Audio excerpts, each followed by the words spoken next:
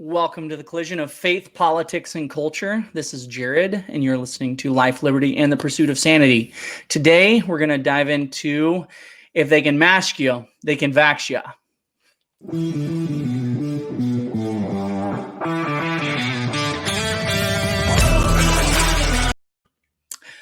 How'd you like that? I thought it was pretty cool.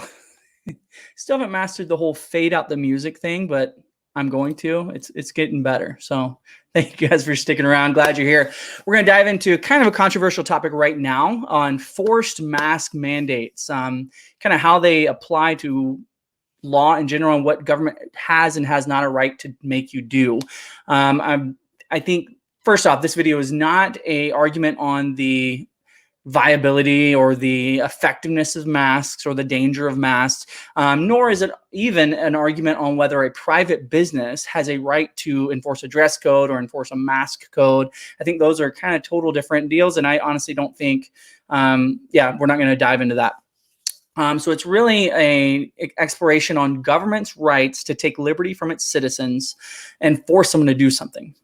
Just a side note, one thing that as a libertarian I often do, if I want government to take something from someone or make someone do something, it's often helpful, I think, to phrase it in my mind of and let's say I got myself and my other neighbors, and we decided to make this one neighbor down the street do something that he didn't want to do.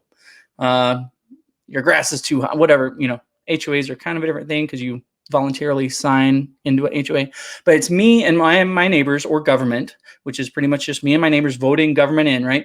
So me and my neighbors deciding we can make this other neighbor do something. If I think that would be moral and I think that would be even biblical, then I think government has a right to make someone do something. So, or at the threat of violence. And what a lot of people don't get, and I think this is a point that really does need to be focused on, when I allow government to make a law, that is at the point of a gun, making someone do something. And some people are like, well, how is making a law really pointing a gun at someone and forcing them to do it? Because let's say you forced me to close my business because of, I don't know, let's say COVID, okay? You forced me to close my business. If I don't close my business, what do? Well, then you start citing me, right? You send me fines, you do this stuff. What if I don't pay those fines, or what if I keep my doors open? Well, then you send cops. Well, what if I say, no, I'm not going with the cops because I haven't done anything wrong? Then they pull their guns. And what you've done is created a mandate that has to be backed up by guns. And a lot of people don't think of it like that. They think of, let's just make the mandate because everybody just obeys me.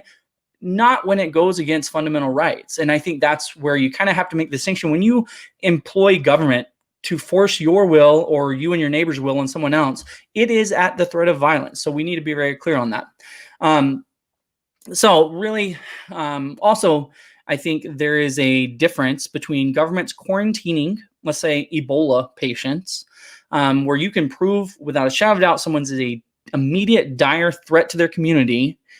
And they can be proven sick, by the way, which is also different from COVID because we are quarantining healthy people. Not only are we quarantining healthy people, we are also forcing them to do a lot, like shut down their businesses while healthy. There's a whole lot of loss of rights that you're taking from somebody. It's kind of like the presumption of innocence, right? The innocent until proven guilty. A lot of that also would apply to healthy until proven sick. You can't take my rights because of a sickness that I don't have.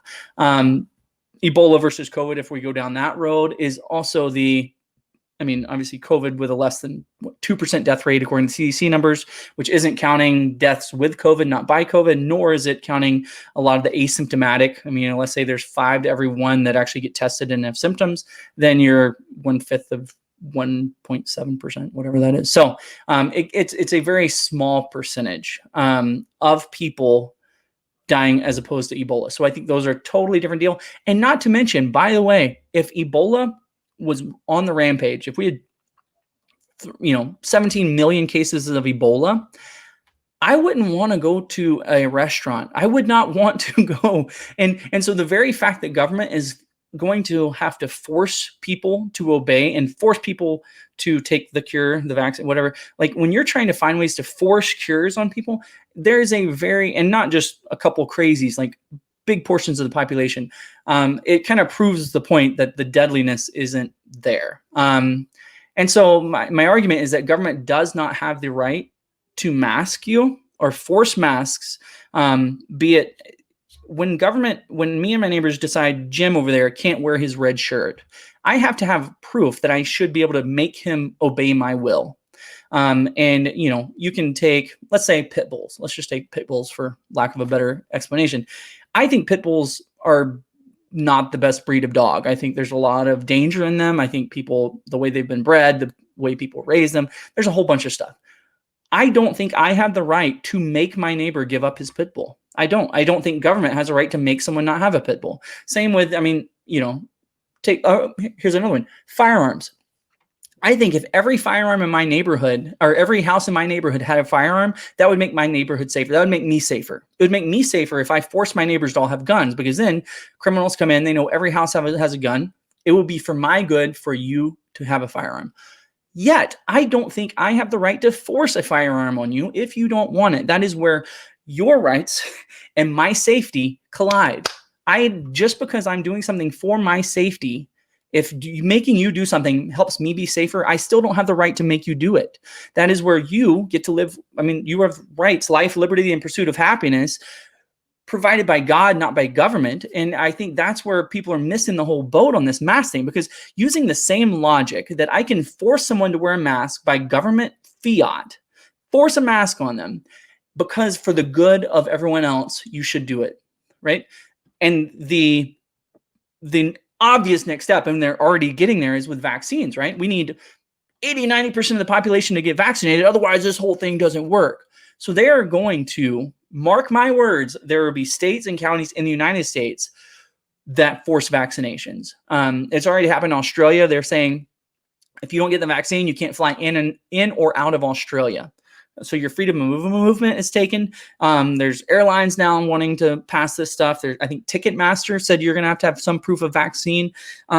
This is coming down to it. This is not a out in the future, may happen someday. This is happening right now. And if you don't understand we're close there, you have not been paying attention. So I think the point I'm trying to make is, if you are for mandating masks and you are allowing government to force you to wear a mask. So full disclosure, I personally think masks, I think wearing a cloth mask or one minute of a t-shirt or a gaiter, the gaiters have actually been proven that actually it aerosols more when you sneeze through a gaiter than not. So anyways, I wear a mask in certain situations. In my work, some of my customers want me to wear them. I say, you know what? Not a big deal. I do it because I voluntarily want to, not because government makes me do it, because government does not have the right to tell me what to put on my face or in my body or in my kid's body. They don't have the right. And if they try to force vaccinations on the population, they're going to get some pushback. Will be a very mild word for what will happen, I personally believe. But I want us as a whole, come to the decision that government doesn't have the right to do that. And if we can all kind of at least educate our neighbors, educate ourselves, and say, hey, what does government have the right to do and what do they not have the right to do? We can save everybody a bunch of trouble. And I think, if we go down the road, and this is where I think a lot of people sign on to the idea that government has the right to do it, because you know what, who wouldn't want to help somebody? What they don't realize is what they're signing up for, right? Like, I think most of my people listening right now would agree that forced sterilization is a bad thing. Forcing people, and if you haven't watched I think it's called One Child Nation on Netflix. It's a study or a documentary on China and their one child policy and how they enforce it. It is just mind-blowing what went on because of government thinking they have the right to force for the good of everyone. They said, hey, everybody's going to starve unless we force you to have an abortion. And they would literally hold women down and force abortions to enforce what the state said was for the good of everyone. And I think it's a lot of people go, oh, you're joking. We're not anywhere close to that. We are 3 steps from that. We're forcing masks, which either are a medical device or they're a piece of clothing. So we're forcing that on people. If you don't think forced vaccinations are going to be a hot button topic in the next 6 months, you're kidding yourself. And after forced vaccinations, where do we go from there? If you don't think forced vaccinations and forced sterilizations can't be use the same logic to get to those outcomes, I don't see where you're coming from. So And, if we're there, let's say secondhand smoke kills 40,000 people a year, secondhand smoke. So why do we allow people to smoke if their secondhand smoke is killing 40,000 people a year? Easy. Well, the fact that they make a ton of tax revenue off of it, and there's lobbyists that want tobacco companies in business. But at the end of the day, we were built as a society on the fact that you have rights that government does not have the right to take from you unless they can prove beyond a reasonable doubt through due process that your rights are an imminent threat to, or your actions are an imminent threat to someone else. So this is getting a little long. So tie it up. We need, as a community, as people in general, we need to realize that our neighbors' actions, even if we think they are slightly endangering you, you don't have the right to take them from your neighbor. I personally think drinking and driving kills a lot of people that it really shouldn't, right? And yet, when I see my neighbor have a beer, I don't have a right to grab my pistol and go asking him for his car keys. It just doesn't work like that. He has a right to do that in a free world that I hope we still have. So anyways, comment, subscribe. Thank you guys for watching. I'll talk to you later. Bye.